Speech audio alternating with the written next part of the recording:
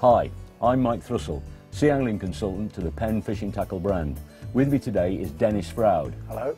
Denis is a well-known big game angler, but today we're going to talk wreck fishing for conger.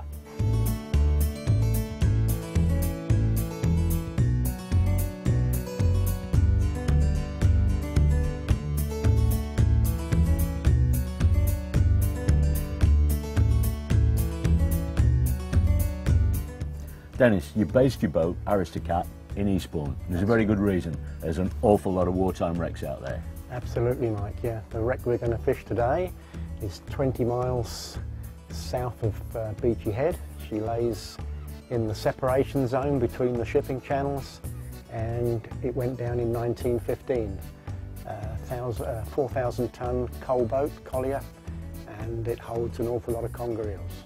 Let's talk a little bit about wreck fishing. Let's talk about the wrecks themselves. It strikes me, I've done quite a bit of conger fishing, like yourself, and the wrecks are important. It's the way they've actually broken up down there, isn't it? If you get a boat that's intact, it doesn't fish quite so well as one that's broken up. That's very true. We find that the World War I wrecks are better preserved than the World War II wrecks because of the grade of steel. But the wreck that we're going to fish today, it's quite a long wreck. She's broken down at one end, so we'll be fishing the west running tide into the broken end of the wreck. And obviously this is all at anchor? Absolutely at anchor, yes. And the reason we anchor is because what we're trying to do is we're trying to get the smell from the bait to draw the conger out of the wreck. That's absolutely correct, Mike, yeah. But what about the big conger? Let's talk a little bit about conger themselves. I mean, some of the really big conger, they don't really come out of the wreck, do they? They're too big sometimes. They get in a hole, they grow that fat, they literally can't get out, and they just hit fish that come past. That's very true, yeah. You just see the heads come out of the hidey hole and they just grab a bait as it goes by. So what do you do with those then? I take it you sort of trotting the baits back to the wreck for those? Yeah, we anchor the boat up tight of the wreck and drop our baits down and then bounce the baits back into the wreck. If you hook a fish that's actually in a hidey hole, you've just got to, once you've hooked him up, you've got to hang on put pressure on the fish until it actually swims out to you. And what about tides? What about the state of tide, and the strength of tide? How does that affect how the conger feed? Well, things are changing. Years ago, we always fished on slack water for conger, but now, the stronger the tide, the better the conger seem to feed. And it's all about getting this scent back into the wreck where it really turns their stomach juices on, isn't it? That's what it's all about. That's very true, yeah. The more bait you can get in the water, the better the action that you'll get. A conger are a big, aggressive fish, but how big do you think they actually grow out there? Well, we've had them here close to 100 pounds. They do grow much bigger than that. I've seen fish in the Azores that went 250 pounds on the fish market slab. Okay. Well, we've talked a little bit about conger there. Now we're going to move on to baits and to tackle.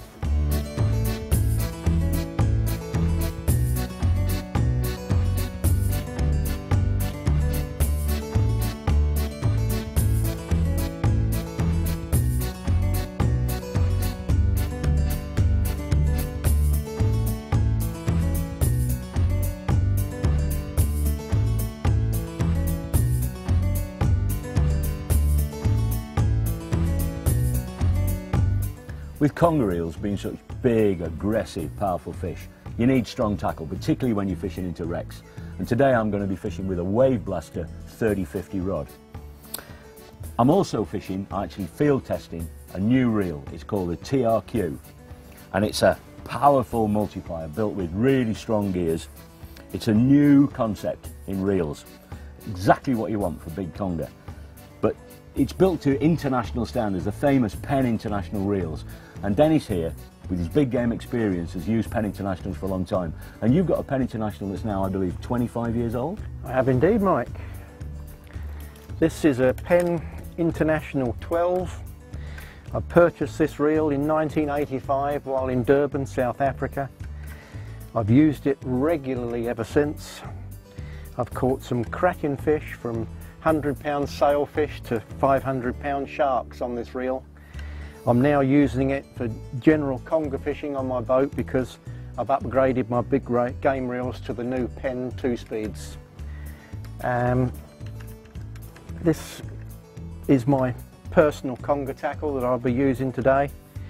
Penn reel, Penn rod, heavy mono trace to a 10-0 hook.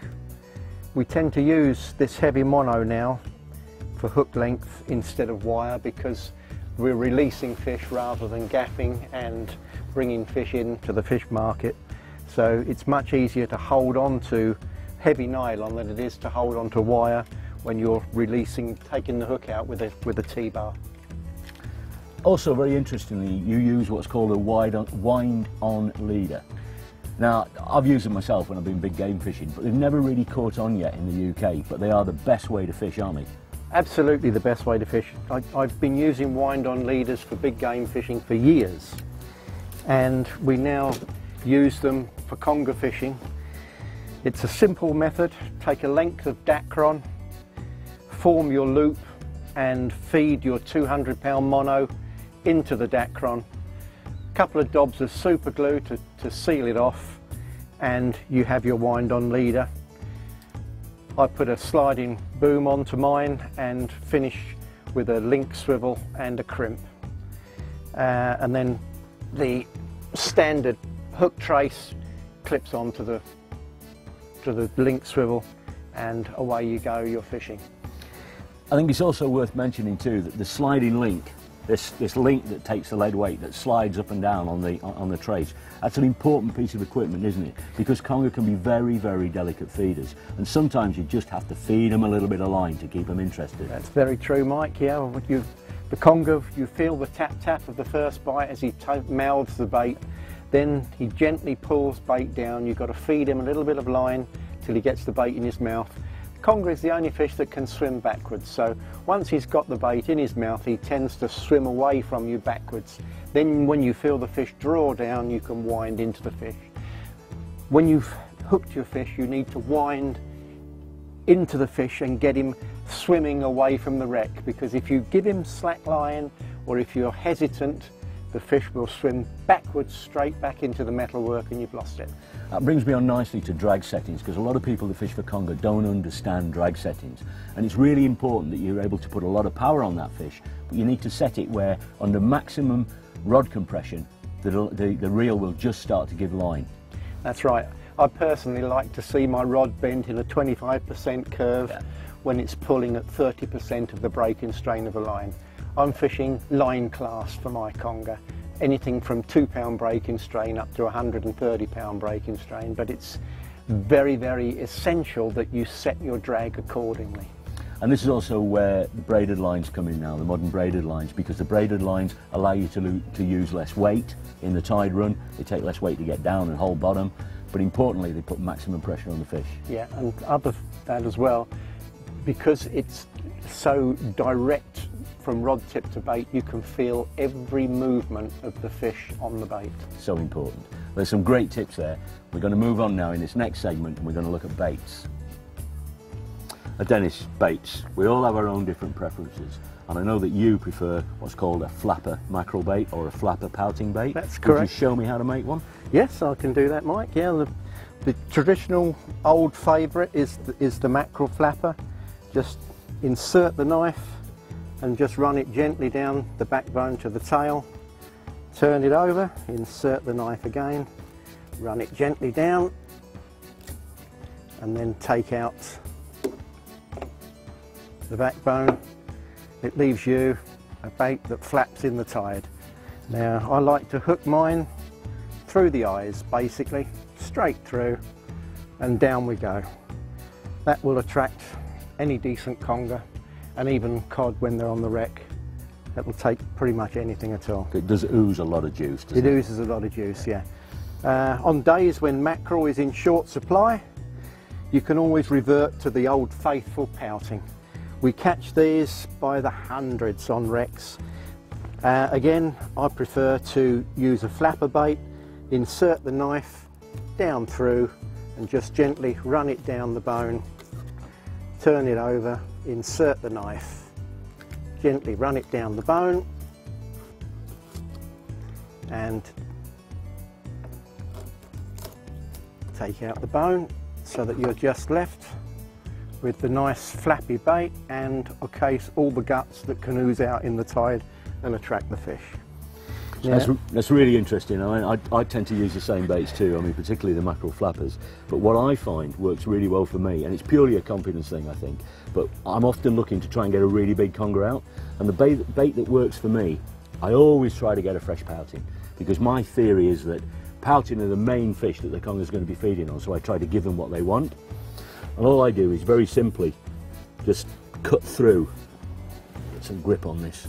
You cut through the body at a diagonal, deliberately leaving the guts and all the juice to ooze out, and I simply take the hook, and so that I make sure I get a good clean hook up, I just pass the hook straight through the top lip like that to leave it fully exposed. You've got a big juicy bait. Yep. With the hook point well exposed. I find that so effective, and it works on big fish. Oh, it does indeed. In fact, you'll find that pouting baits will actually attract much bigger conger than a mackerel bait. Well, talking about big conger, we've talked about having, you know, heavy tackle for a big, heavy, aggressive fish, but it's not always needed, is it? Now, I believe you've got a record, a special record for big conger on very light tackle. That's very true. I like to fish line class when I'm conger fishing, and the lightest I've ever gone is 2 pounds test line, and I hold the world record for conger at 20 pounds 4 ounces on a 2 pound test line. That's amazing, absolutely amazing. It's just a question of patience, Mike. Once you've hooked your fish, you just keep pumping, gently pumping, and keep him swimming. And I think a little bit of skill too. Well, that concludes our tips and talk on tackle and conger. We're actually going to go out now and try and catch some of these beasts.